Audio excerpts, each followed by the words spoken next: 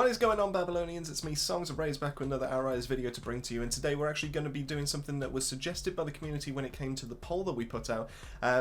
Overall, those votes were actually very equal when it came to across the board. Critnomancer did eke out the other classes by a little bit, but yeah, in terms of the comments that we actually had, some people were very interested when it came to a crit build for a Critnomancer. Now, the only one that we've done for that before was, or similar along those lines, was the Insta-Give build that we did a few months back, and that did really rely on your crits. But what we wanted to do was actually take it so it was an unlimited crits build, so you're purely hitting for crit, as long as you're obviously timing it right, as long as you're able to get it, you know, to the standard that it should be for a build, and you're actually slaying out, then you'll actually get on really well with this build. So what this started off as was an unlimited crits build. I wanted to test a few guns out, and in the end I actually managed to make a build out of it because the first test just really took it to the next level. So well, you know what? I'm not going to spoil it. I'm just going to let the gameplay show it off for you. But thank you all so much for watching, and I hope you enjoy, and as always I'll catch you in the footage right now. Alright, so let's have a breakdown of the build, and you can see I'm wrapped up for winter because this is basically the ultimate kind of like freeze, but also crit, also sniper kind of role, and I do think that this is possibly one of the craziest builds I've actually ever put together. So as you can see, we've got a nice standard firepower. I am using almost a god rolled iceberg. I haven't been lucky enough to be able to get one yet, so the 98.4 is the highest I've got, but basically anything you can get as high as you can on the iceberg is perfect, and you're looking for max crit damage, you're looking for max status power, and you're looking for max long range damage. Those three are going to come in handy really so much in this build, and you'll actually see that in the gameplay in the background. So obviously it comes with the tier 3 mod of Winter's Blast, and Winter's Blast critical shots create an icy blast that will inflict freeze within a 5 meter radius. The reason why this is so good is the fact that it cools down every single second, so as long as you're hitting a crit every single second, you will be able to inflict a massive freeze blast, and this really pairs really nicely when it comes to the Borealis kind of set as well. To really emphasize this, we've gone for Embalmer's Rage, so for 5 seconds after getting a killing shot, all following shots will be critical shots, and this refreshes every 4 seconds. So you even have a second of extra damage, or like extra time basically, to be able to help reset that, and it just keeps the crits coming. The reason why this is so good is, one, because we've got high base damage of 25.8k, at least on the one that I'm using, and we also have a very high crit multiplier of 250%, which means that we're going to be hitting for extremely high damage, especially as soon as that Embalmer's Rage really triggers. If we take that from there, obviously onto the gear, I didn't want to use any of the like the Borealis like coat or helmet, because we're not planning to use the skills for cryo turret, and we're not planning to use the skills for cold snap, so it made no sense to be able to use those as far as I'm concerned. So I went for some purples. Make sure you get bonus firepower, cooldown reduction really will help out, but you can go for status and long range damage, and the cooldown reduction will pretty much only really help your fixing wave that's going to be used in this build. So yeah, it's you know, preferably status would be better to be able to inflict that freeze a little bit longer. So if you can find a role like that, by all means stick with that. So we've gone for Fixer Upper, where using Fixing Wave activates it using the skill, increases health regen by 5% for max health for you and allies for 8 seconds. Not only is this a good staying alive tool, but it really will feed into another tier 2 mod that we're going to be using in a little bit. And we've also got crit stack on there, so critical shots, which we're going to be inflicting all the time, will build up a 5-second stacking effect that gives us a bonus anomaly power and bonus firepower. So you get, I think, around about 35, 36, 37k additional firepower as this kind of stacks up, and it's really nice to be able to have that.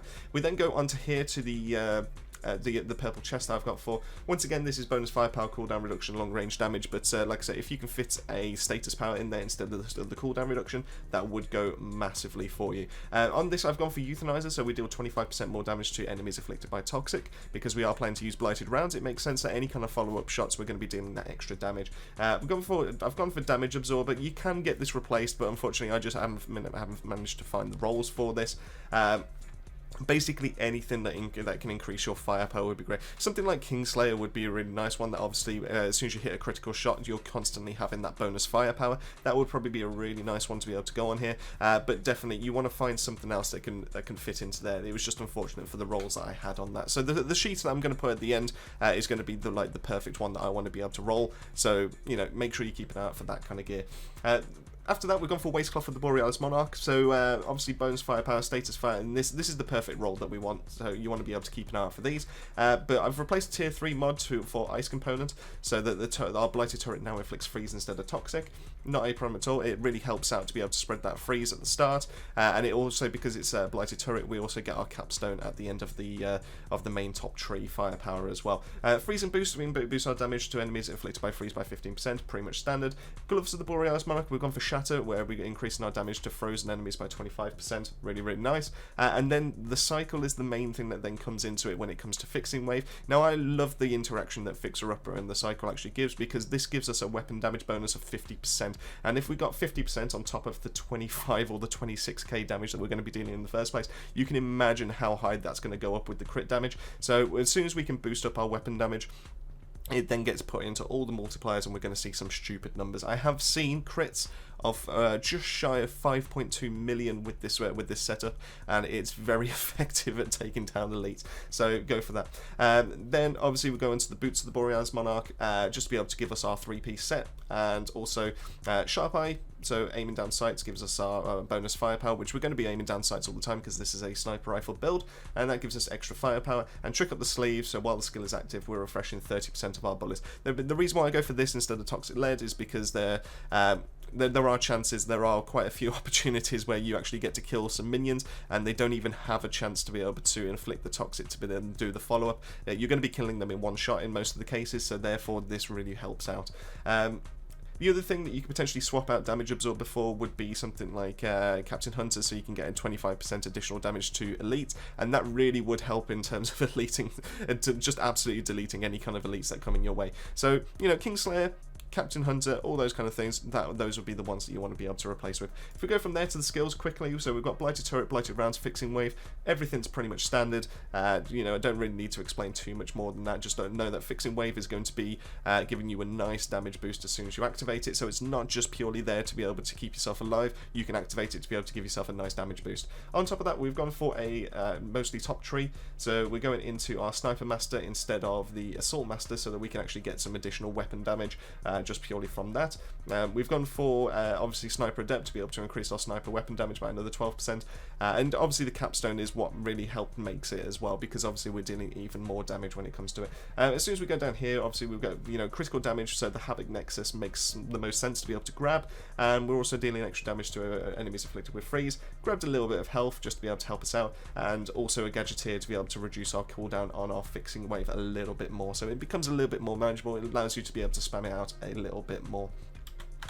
So that pretty much wraps it up for the build. So obviously what we'll do is we'll go through a chem plant, we'll just see how it gets on, and you'll see basically how well this actually can perform, and it's very shocking. I was just going to test this out just to see what I could do with this, but you know, as soon as you've popped one person, you froze that person, you're now freezing that person. It literally is all about chaining, and you know, that's the beauty of this build, you know, but it does require a little bit of aim. So when it comes to this elite, you know, two taps, he's gone, you know, and because you've got the crits, you know, as long as you're consistently refreshing these, you can actually just keep like impacting new people, and then just like, you know, it's. And because they're all getting frozen, and because every single critical shot after that basically means that, you know, you can focus on one person in the group, and you know, that's it. That's the attack gone now. You know, that's, oh, you know, that's on me. So, and then obviously we've got our Blighted Turret just to be able to help us out in some scenarios. And the Blighted Turret really helped out in a number of ways, because not only is it you know, 3.9 mil. Not only is it just offering, you know, the freeze, the capstone and all that, it also diverts quite a bit of attention away for the elites as well, and other standard kind of like enemies. But, you know, we've got, activate that, you know, that elite's dead. Technically, you might not even need Captain Hunter. That's how stupid this build actually can get. So, but this does rely on quite a bit of accuracy, just to be able to get going as well. So, you know, feel free to mess about with it. Like I said, I think it kind of really works nicely in tandem. When it comes to transmog, now obviously I've taken the iceberg and I've put the landlubber on this. One, because I like the scope, and two, you know, I just prefer how the landlubber kind of looks. Now, obviously this doesn't really have any kind of like AoE, so we are having to pretty much one-tap every single enemy.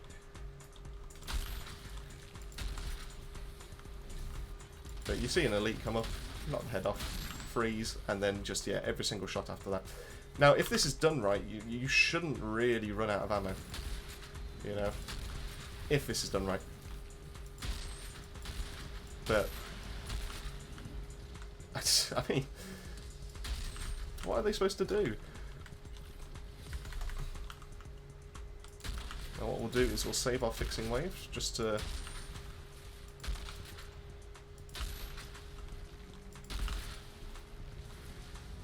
activate here.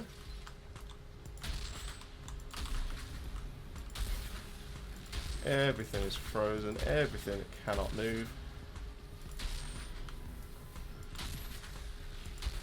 And if they look like they're about to unfreeze, just pop them again.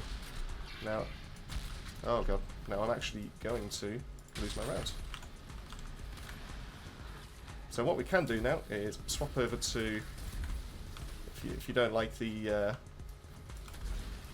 actually, do you know what? You can still get some work done. The fact that I'm still hitting for 1.9 mil is stupid. Absolutely stupid. Wow, I don't even need rounds. That's how stupid this build actually can get. But obviously you can easily get overwhelmed, and that's the only downside for this. But then this becomes like a pure, you know, sniper build. You know, it becomes authentic in that kind of sense. You know, you're dealing with enemies before they can get anywhere near you. So, unfortunately, I lost my rounds. That's down to me. That's poor management on my part. So, you know, you can definitely do a better job than me when it comes to that.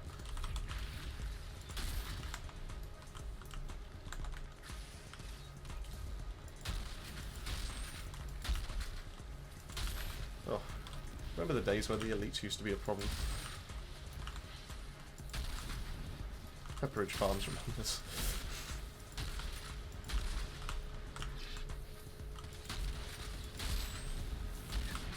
Oh, Jesus.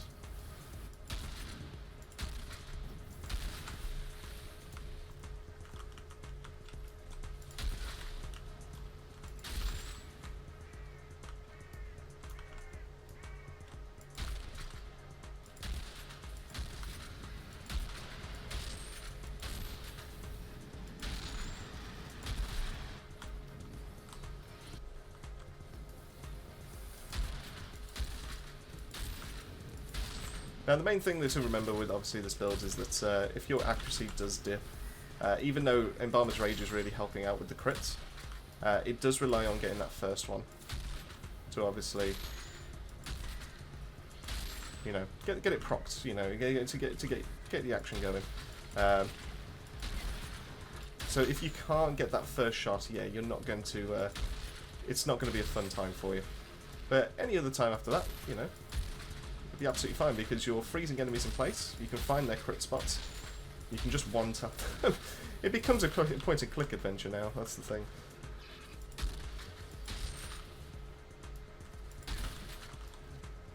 Now, if you are worried about rounds as well, another mod that I could suggest that might be able to help out would be Quartermaster. So every single time that you've got your fixing wave up, because you're using it for weapon damage, you can make sure that you've got a full magazine of rounds ready to go.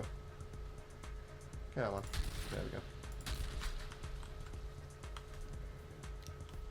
So that wouldn't be a terrible shout. I kind of wanted to fit it onto my build because I've been loving Quartermaster recently.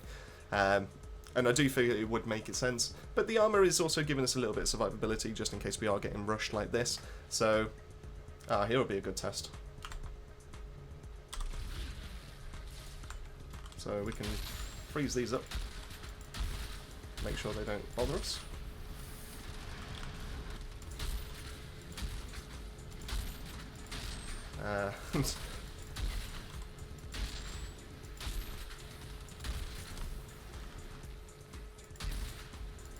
I mean, come on. There's still people left. Not anymore, there isn't. 3.1 mil. Now, of course, this isn't, you know, this isn't going to be breaking any kind of records or anything in terms of, like, speed. This isn't going to be beating, you know, like, the consistency of an assault rifle or anything like that. But it is going to be a lot of fun. And a lot of people out there have been asking, I've seen people ask about sniper rifles. Like, are sniper rifles viable? Is there a way to be able to make them a decent build? All that kind of thing. And before the Instagiv build that we made a little while back, I would have told you to steer clear. You know, the bullet travel and all the trigger delay, that kind of side of things, I would have told you just it's not worth it. But you know, this build, you know, with the Borealis, with the AoE freeze, all that kind of thing, you know, it could potentially be an option, is basically what I'm saying.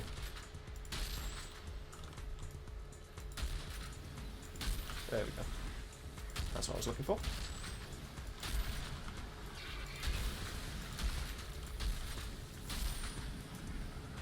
Look at that, it's like a mini kind of cold snap.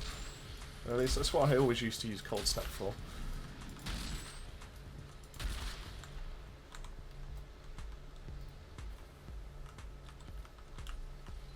And pop this. And freeze. 4.8 mil. I mean, that's possibly the easiest clear I've ever had in my life of this section.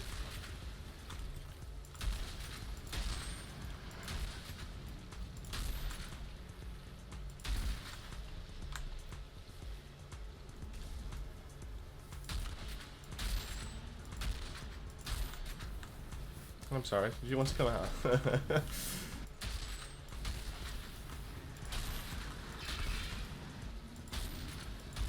3.9 mil. 4.1 mil.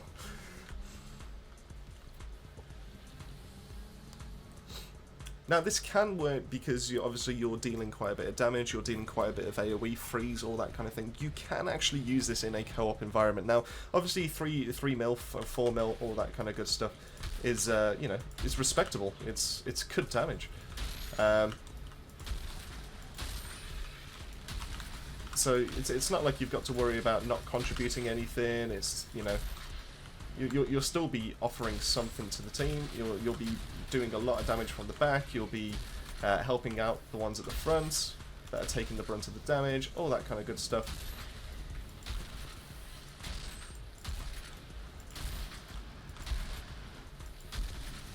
Oh no, I was being attacked.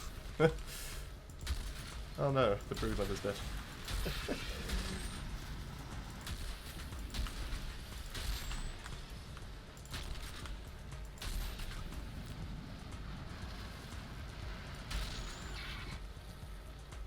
And there we have it. And yeah, okay, wasn't necessarily the quickest run or anything like that. You know, still a 10-minute chem plant is still kind of respectable. But, you know, that was like some of the easiest game. The only thing that limited me was just because of how fast I can actually fire my sniper rifle. And, you know, overall, it helps out with, like I say, AoE, it helps out with crowd control, it helps out with any other kind of like firepower Critnomancers that are actually using the Borealis or anything like that. It really does help out massively, and, you know, it's not going to replace a build of mine anytime soon, but I'm definitely going to keep this in mind just to be able to like have a bit of a play about when it comes to online, like a bit of co-op. I may even test this out with like taking in a debuff Pyro and just giving a go on Yagak on Eye of the Storm and just seeing how this actually gets on. But yeah, that's pretty much the build. I hope you've enjoyed. I hope you've loved the gameplay. I hope you love the commentary that's been in the background. If you did, please make sure to like and subscribe. It really does mean the world to us, and I'll definitely keep on with these builds. If you, obviously this is mainly for PC players, because obviously the aim that you kind of need to be able to get yourself started for the initial kind of Embalmer's Rage like trigger. But if you want me to mess about with something that's a bit more full auto, you want me to mess about with something that's a bit more console friendly, I'd say, then by all means drop that in the comment section down below, and I will definitely pick up on that. But I think there's another way to be able to rock this build, is basically what I'm trying to say. So I hope you've enjoyed. Thank you all so much to the Babylonian family as well, because obviously you'll see their names at the end of every single one of our videos. And if you want to get your name onto our videos, then all you need to do is just click on that join button that's found right next to the subscribe button, and it is literally as simple as 99p a month, and it just gets put straight back into the community, straight back into the channel, and it helps us be able to make such content just like this. That pretty much leaves me to say thank you all so much. Keep yourself safe, keep yourself well, and I'll see you all on that next video.